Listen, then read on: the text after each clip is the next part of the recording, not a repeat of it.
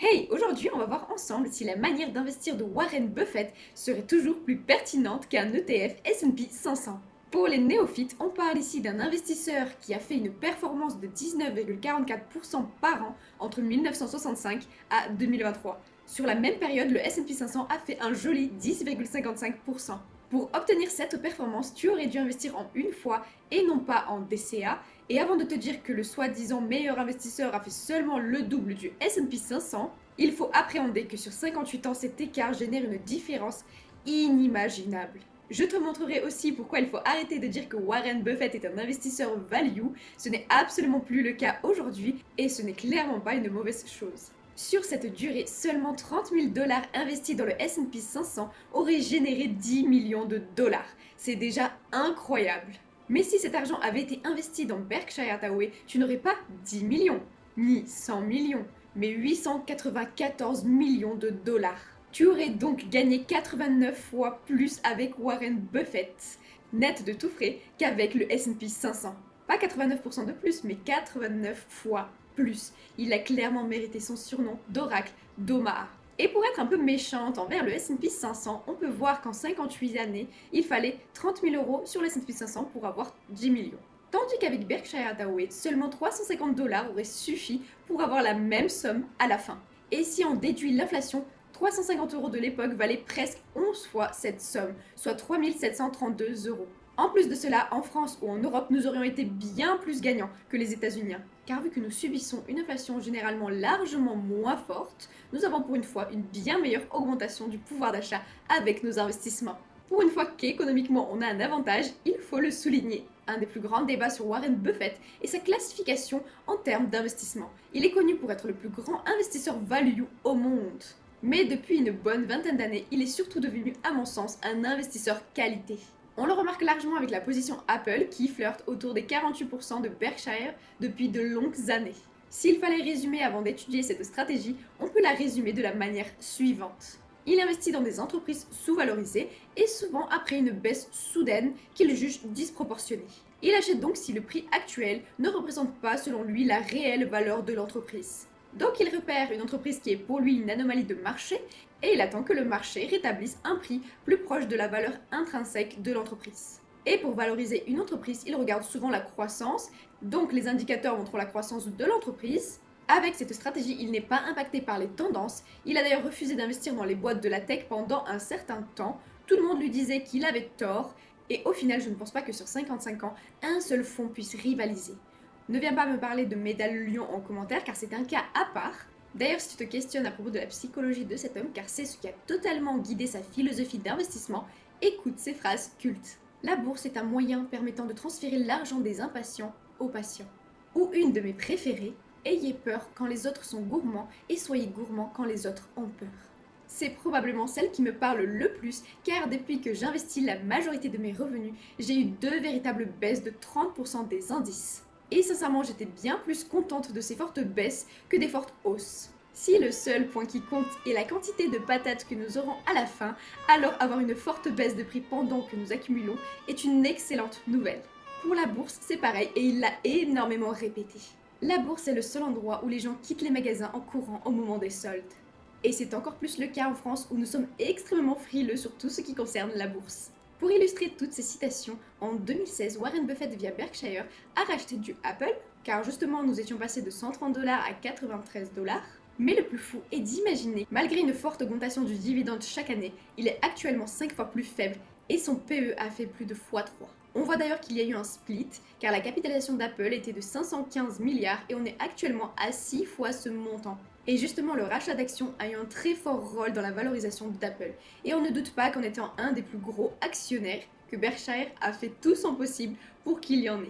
C'est fou quand on y pense, mais en détenant du Berkshire, on profite des énormes rachats d'actions d'Apple, soit moins 20,9% des actions en seulement 5 ans, plus des rachats d'actions faits par Berkshire.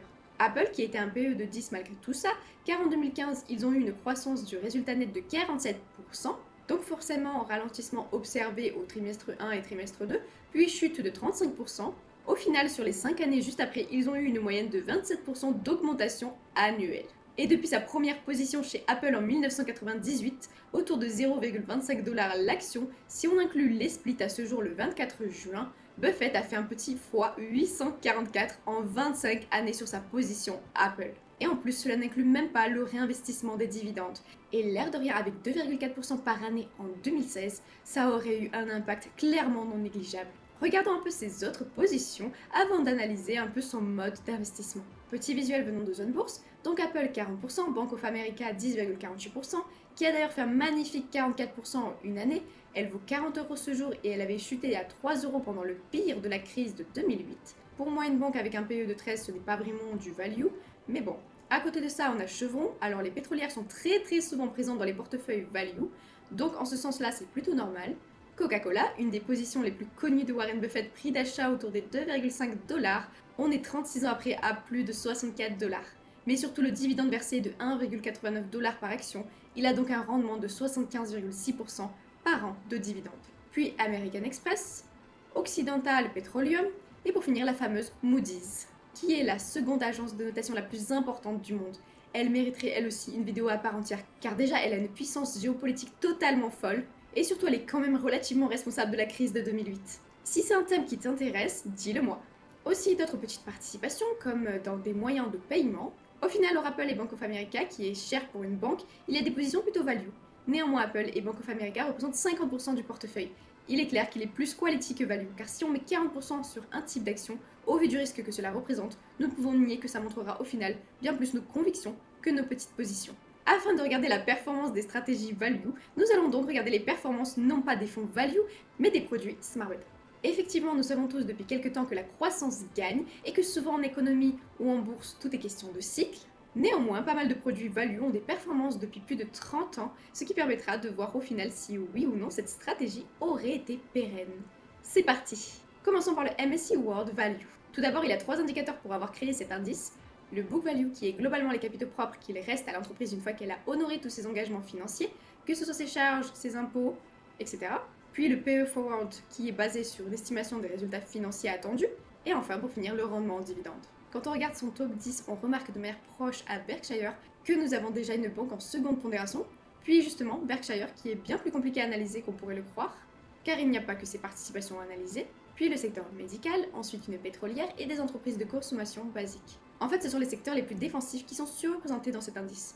Au final, c'est marrant car j'aurais plus vu cette pondération dans les indices low volatility que pour du value. En fait, pour moi, le value, ce n'est pas d'avoir aucune entreprise qui a un PE de plus de 20. Pour moi, le véritable investissement value est sectoriel. Si la moyenne des entreprises d'un secteur ont un PE de 30, alors on a à voir avec un PE de 15 si la boîte est qualitative, c'est du value. La véritable question à se poser, c'est pourquoi la première position à savoir Broadcom est ici, car elle a un PE de 67. Et si on compare cet ETF World Value à son benchmark, à savoir le basique MSCI World, il a superformé de 0,37% par an sur pile 50 ans. Alors oui, ce n'est pas rien, mais en réalité, vu la quantité de cycles économiques que nous avons eu et la superperformance de Warren Buffett, il est très décevant que la superperformance soit si mesurée. Surtout que la pire baisse a été pire pour le value. Le basique a baissé de 57% et le value de 60,7%. Sur 10 ans, le MSCI World Value a rapporté presque 50% de moins que le World. Sur 5 ans, on est aussi à presque 40% de sous-performance. Et sur 3 ans, c'est plus serré avec 1% de différence par an. Regardons maintenant, pendant les plus grandes baisses du World depuis 2010, comment le Value s'est comporté. Tout d'abord en 2011, moins 5% pour le World, moins 4,9% pour le Value, donc c'est la même. En 2015, moins 0,32% pour le World et moins 4,11% pour le Value. En 2018, moins 8,2% pour le World, moins 10% pour le Value. En 2022, moins 17% pour le World et seulement moins 5,82% pour le Value. Pas de réel avantage pour l'un ou l'autre. Le Value est un des plus anciens smart beta qui a été découvert et pour l'indice MSCI World, il n'a pas été performant. Regardons sur d'autres indices si ce type d'investissement aurait largement superformé. Passons donc au MSCI Europe Value. Globalement, sectoriellement, c'est la même chose. Le secteur le plus présent sont les boîtes de la santé, avec 4 positions sur 10, puis vient les pétrolières, puis la finance. Comme pour le MSCI World Value, globalement un PE 35% plus faible pour le smart beta, un dividende 50% supérieur. Pour le MSCI Europe Value, là aussi le value a plus chuté que le Europe normal, moins 68% pour le MSCI Europe Value, tandis que l'on a moins 62% pour le normal. La zone euro a donc été plus durement touchée que le S&P 500 ou le MSCI World lors de cette crise. On n'est pas si loin d'un divisé par 3 et c'est quand même impressionnant. Donc aucune réelle superperformance et une plus forte baisse, même constat que pour le World. Et si on regarde sur la MSCI AC, Asia Value, on a une nouvelle fois la même chose. Une plus forte baisse du value, une performance identique, plus de dividendes, mais un PE 35% plus faible. Il convient de souligner que ces produits sont en majorité accessibles pour l'investisseur européen, ce qui est rare pour du smart beta. Car oui, le value est le critère smart beta le plus répandu et en grande partie avec Graham puis Buffett. Pour conclure, je dirais que non, le smart beta et l'investissement value n'est plus réellement aussi performant que par le passé. Et de nombreux éléments expliquent pourquoi depuis plus de 50 ans les résultats sont plus mauvais que par le passé. Tout d'abord, les anomalies de marché, effectivement il y en a encore, mais il y en a de moins en moins. La bourse a été prise d'assaut par les institutionnels, par certaines sociétés, elles-mêmes par des fonds gigantesques tels que BlackRock, par des États aussi, et par une multitude de particuliers. Certes, je souhaite qu'elle continue à se démocratiser, mais il n'empêche que cette présence sur les marchés a diminué les irrégularités entre le prix et la valeur. Et qu'au final, les dernières réelles incohérences sont plus sur les capitalisations plus petites que sur les big caps. De plus, les secteurs les plus performants sont volatiles, plus ils performent économiquement et boursièrement, plus cela donne envie à des futurs concurrents de se lancer. Et plus ces secteurs-là prennent de la place sur les marchés, ce qui diminue encore la marge de manœuvre pour l'investisseur value. Quand on voit la part que la tech a prise dans les indices, ou même la concentration, on voit clairement que les principales positions du World ou du S&P 500 ne sont même pas dans leur version value. Avec une tech moins présente en value, forcément je ne suis pas certaine que ces indices performent très bien, car qui peut imaginer un monde sans la tech ? Moi-même, je pense que les pondérations de la technologie dans les indices va continuer à monter. De ce fait, les indices classiques et value continueront d'avoir des performances qui s'éloignent. De mon côté, je n'investirai pas sur ce type de produit value. Pour moi, il doit s'adapter au secteur. Porsche, Stellantis, c'est du value. Mais comme beaucoup de gens, j'ai un filtre qui est plus quality value que purement value. Donc je pense que l'ère de la value telle qu'elle était est bien finie et qu'il n'y aura pas de réelle cyclicité qui amènera une prochaine période en faveur du value. Ce n'est que mon avis, mais la tech prenant de plus en plus de place avec la disruption régulière, je ne vois pas dans quel monde le value pourrait performer mieux.